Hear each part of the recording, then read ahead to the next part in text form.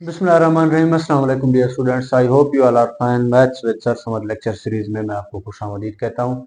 आज हम डिस्कस करने वाले हैं एक्सरसाइज 1.5 का आखिरी क्वेश्चन, क्वेश्चन नंबर 6, और इसका पार्ट 2 डिस्कस करने वाले हैं। पार्ट 2 में हमने वेरीफाई करना है D A whole inverse is equal to A inverse D inverse. फर्क क्या है दोनों में? इधर ए बाद में है, इधर ए पहले है। तो प्रीवियस केस में हमने इसके बारे में भी डिस्कस किया हुआ है। चलो स्टार्ट करते हैं। लेफ्ट हैंड साइड पे हम काम करेंगे। लेफ्ट हैंड साइड पे काम करने के लिए पहले मैंने डी ए को मल्टीप्लाई करना होगा, मल्टीप्लाई करने के बाद इनवर्स लेना होगा। ये मेरा लेफ्ट हैंड साइड होगा। राइट हैंड साइड के लिए ए का अलग से इनवर्स निकालना होगा, डी का अलग से इनवर्स निकालना होगा, और उन दोनों के इनवर्सेस को मल्टीप्लाई करना होगा, और ये आंसर आ जाएगा। दोनों के आंसर सेम आनी चाहिए। सेम आ गए तो मतलब मैंने वेरीफाई कर दिया। स्टार्ट करते हैं इसका left hand side. Left hand side मैंने स्टार्ट किया। सबसे पहले मैं डी ए को मल्टीप्लाई करता हूँ, डी मल्टीप्लाइड बाय ए। पहले डी मैट्रिक्स है तो वही रख रहा हूँ जी, 3 1 -2 एंड 2 मल्टीप्लाई हो रहा है ए के साथ। ए मेरे पास है जी 4 0 -1 एंड 2। पहले तो इनको मल्टीप्लाई करते हैं। मल्टीप्लाई करना हमें आता है। First row first column, 3 multiplied by 4 plus 1 multiplied by -1, दरम्यान में गैप छोड़ेंगे। First row second column, 3 multiplied by 0 plus 1 multiplied by 2। ये बात हो गई। Second row first column, -2 multiplied by 4 plus और 2 मल्टीप्लाइड बाय -1। फिर सेकंड रो सेकंड कॉलम, तो ये क्या आ जाएगा जी, -2 multiplied by 0 plus 2 multiplied by 2। ये बात हो गई। उसके बाद मल्टीप्लाई करते हैं, फिर ऐड करते हैं। 3 4 जार 12 प्लस माइनस माइनस, 1 1 जार 1, 3 0 जार 0 प्लस 2 1 जार 2। ठीक हो गया। माइनस प्लस माइनस, 4 2 जार 8 प्लस माइनस माइनस, 2 1 जार 2, -2 मल्टीप्लाई बाय 0 0 ही आ जाएगा, प्लस 2 2 जार 4, विच इज इक्वल्स टू क्या आ रहा है जी, 12 माइनस 1 11, 0 प्लस 2 2 आ जाएगा, -8 -2 माइनस माइनस प्लस, इनको प्लस होना है, 10 हो जाएंगे, लेकिन माइनस का 10 आ जाएगा। बड़ा 8 है, 8 के सामने माइनस है तो इधर भी माइनस लगेगा। 0 प्लस 4 4 आ जाता है। तो ये आ गया मेरे पास डी ए का प्रोडक्ट। अब क्या करना है, मैंने ये जो डी ए आ गया ना, इसका मैंने इनवर्स निकालना है, इस मैट्रिक्स का इनवर्स निकालना है। तो यही है मेरा लेफ्ट हैंड साइड की कहानी, यही लेफ्ट हैंड साइड की स्टोरी है। तो अब डी ए का इनवर्स चाहिए, तो D A inverse is equal to, मैं जानता हूं क्या है जी, adjoint of D A divided by D A का डिटर्मिनेंट। तो सबसे पहले मैं डी ए का डिटर्मिनेंट निकालूंगा, फिर एडजॉइंट निकालूंगा, दोनों को डिवाइड करेंगे, मेरा डी ए का इनवर्स आ जाएगा। मैं क्या कर रहा हूँ जी, पहले मैं डी ए का डिटर्मिनेंट निकाल रहा हूँ। इज इक्वल टू, डिटर्मिनेंट के लिए मैंने इसको बार में लिखना होगा, 11 multiplied by 2 minus 10 multiplied by 4, which is equals to, determinant कैसे निकालते हैं, product of mean, sorry product of main diagonal, product of secondary diagonal. 11 multiplied by 4, दरमियान में हमेशा माइनस होता है, और 2 मल्टीप्लाइड बाय -10। ये बात हो गई। उसके बाद क्या बात बनती है जी, 11 4 जार 44, माइनस माइनस प्लस, और 10 2 जार 20। मतलब हमारा जो डी ए का डिटरमिनेंट आ गया वो क्या आ गया, 44 प्लस 20 कितना बन जाए, 64। यस 64। इसको करते हैं डब्बा पैक, और ये 0 के बराबर नहीं है, तो इसका मतलब है हम एडजॉइंट निकाल सकते हैं, हम इनवर्स भी फाइंड आउट कर सकते हैं। तो ये यहाँ पे होल इनवर्स। ठीक, अब मैं निकाल रहा हूँ जी adjoint of D A. D A ये पड़ा हुआ है, ये मैं इसको चलो डब्बा पैक करता हूँ। ये आपका डी ए। तो डी ए का एडजॉइंट चाहिए, मैं क्या कर रहा हूँ, जगह चेंज कर रहा हूँ। मेन डायगोनल अपनी जगह चेंज करेंगे, और सेकेंडरी डायगोनल का साइन चेंज होगा। प्लस का 2 है, माइनस का 2 हो जाएगा, माइनस का 10 है तो प्लस का 10 हो जाएगा। अब हमारे पास जो डी ए है, इसका इनवर्स इजीली आ जाएगा, आ जाएगा ना। मुझे एडजॉइंट ऑफ डी चाहिए था, वो डी ए चाहिए था, वो मेरे पास पड़ा हुआ है, और डिटरमिनेंट ऑफ डी ए चाहिए, ये दोनों चीजें पड़ी हुई है, तो सिंपल निकाल सकते हैं। डी ए का inverse is equal to adjoint of D A, इसकी जगह पे मैं इसकी वैल्यू डाल रहा हूँ, विच इज 4 -2 10 एंड 11। ये बात हो गई। डिवाइड हो रहा है, मैंने भी डिवाइड लगाया, नीचे डी ए का डिटरमिनेंट है, मतलब डी ए का डिटरमिनेंट कितना है 64। तो ये मेरे पास आ गया डी ए का इनवर्स। अब ये 64 डिवाइड हो रहा है तो इसका मतलब है इसको हर एंट्री के साथ डिवाइड होना चाहिए। 4/64 माइनस 2/64 और 10/64 और 11/64, ये बात होगी। विच इज इक्वल टू, थोड़ा सा सिंप्लीफाई करते हैं ना, कटिंग पुटिंग करते हैं, तो 4 के टेबल पे कट हो रहा है, 4 1 4, 4 1 4, 2 रह गया, इधर आ जाए 24 और 4 6 24। तो क्या बात बन रही है जी, 1/16। इधर कटिंग हो रही है, माइनस तो उसी तरह आ जाएगा, 2 1 2, 2 3 6, 2 2 4, मतलब क्या आ रहा है जी आपके पास -1/32। कटिंग तो आपको आती होगी, आई होप सो। 1064 बिल्कुल इधर 2 का टेबल जा रहा है, 2 5 10 और 2 3 6, 2 2 4। मजीद कटिंग नहीं हो सकती, मतलब 5/32 आ जाएगा ऑब्वियसली, 5/32 आ गया। इसी तरह इधर तो कटिंग हो ही नहीं रही, ये एज इट इज आ जाएगा 11/64। तो ये हमारा आ गया जी left hand side D A का होल इनवर्स। अब जगह नहीं है मुझे, फिर बोर्ड को इरेज करना होगा, आप इसको नोट करें या स्क्रीनशॉट ले लें। अच्छा, तो इसका जो लेफ्ट हैंड साइड है वो मैंने वहां पे लास्ट में लिखी हुई है कोने पे। अब राइट हैंड साइड पे काम करते हैं और अपना आंसर कंपेयर करेंगे, किस आंसर सेम आ रहे हैं या नहीं आ रहे। तो अब आप चेक करें राइट हैंड साइड के लिए मुझे क्या काम करना होगा। अगर मैं राइट हैंड साइड पे काम कर रहा हूं तो पहले मुझे ए इनवर्स अलग से निकालना होगा, डी इनवर्स अलग से निकालना होगा, फिर इन दोनों के इनवर्सेस को मल्टीप्लाई करना होगा और वो आंसर हमें चाहिए। तो फिर मतलब मैंने वेरीफाई कर लिया। सबसे पहले मैं ए इनवर्स फाइंड आउट कर रहा हूं।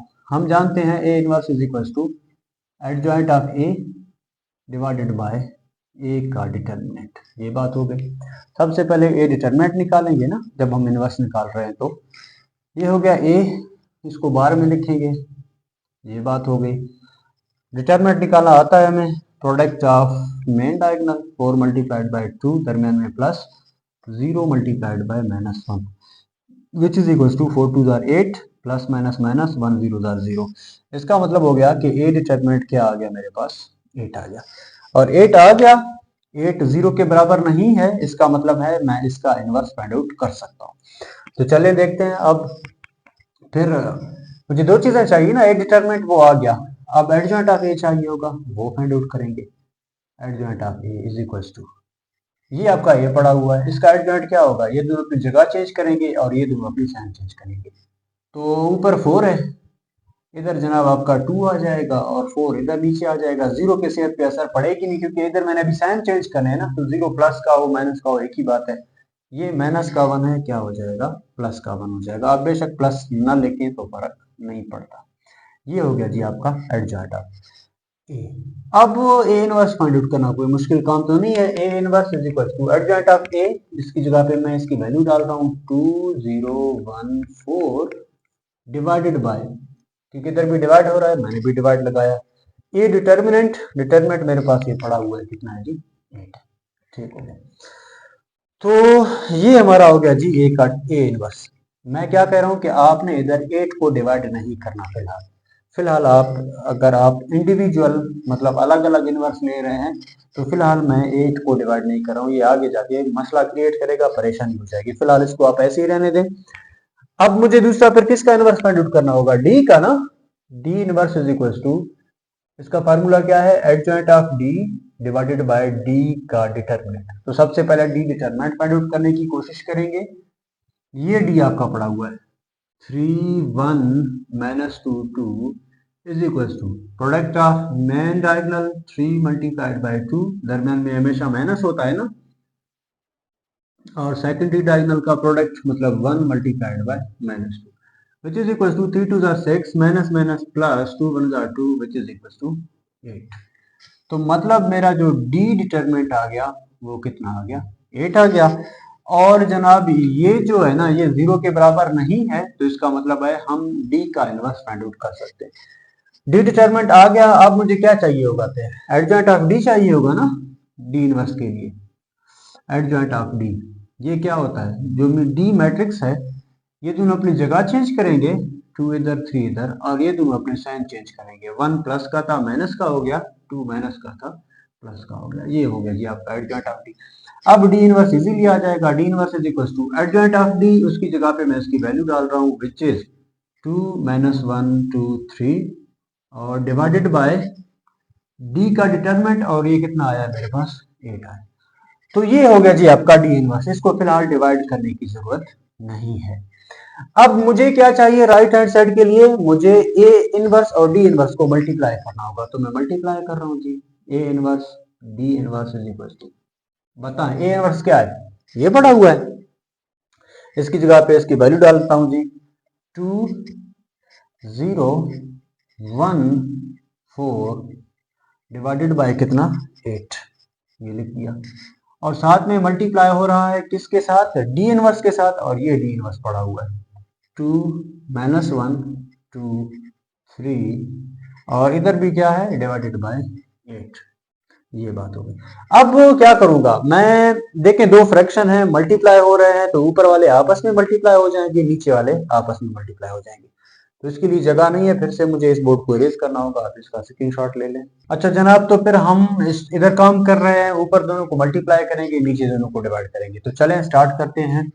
मैं ऊपर दोनों को मल्टीप्लाई कर रहा हूं, A inverse D inverse is equal to, multiply करना हमें आता है, फर्स्ट रो फर्स्ट कॉलम, मतलब क्या आ जाएगा आप गौर से देखें, 2 multiplied by 2 plus 0 multiplied by 2, दरमियान में gap, first row second column, मतलब क्या आ जाएगा जी 2 multiplied by -1 plus 0 multiplied by 3, ये बात हो गई।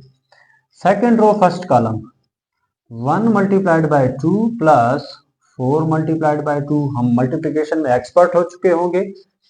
अब सेकंड रो सेकंड कॉलम, तो क्या बात बनेगी 1 multiplied by -1 plus 4 multiplied by 3, ये बात होगी। और डिवाइडेड बाय कितना 8 8 64, ठीक।